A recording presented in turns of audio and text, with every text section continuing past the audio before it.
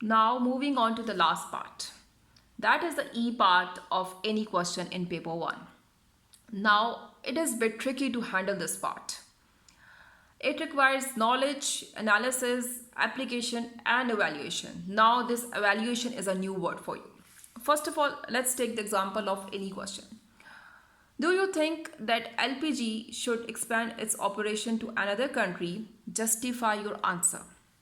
Now justify means that your answer should make a sense whatever your conclusion is.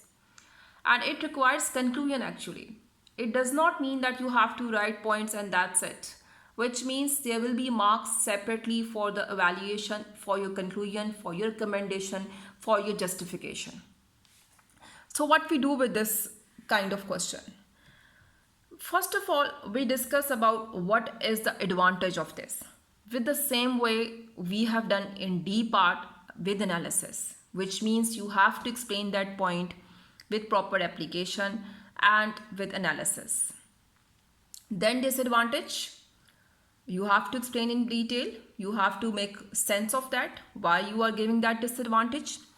And then at the end, there should be a conclusion, which means either you go for they should expand or you are saying they should not. Now, let's make it clear.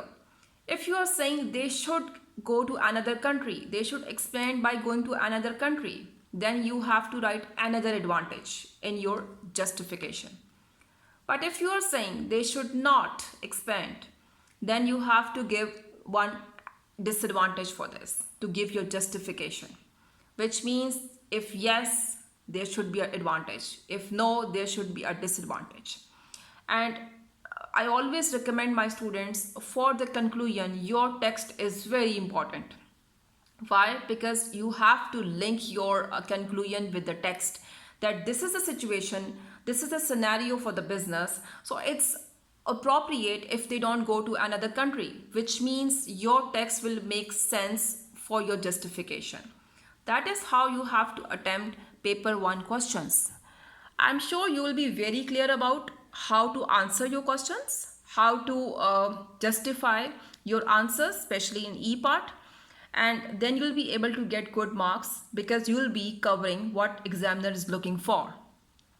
For paper 2, in the next video, I will explain how you have to handle the questions. That's it. Thank you.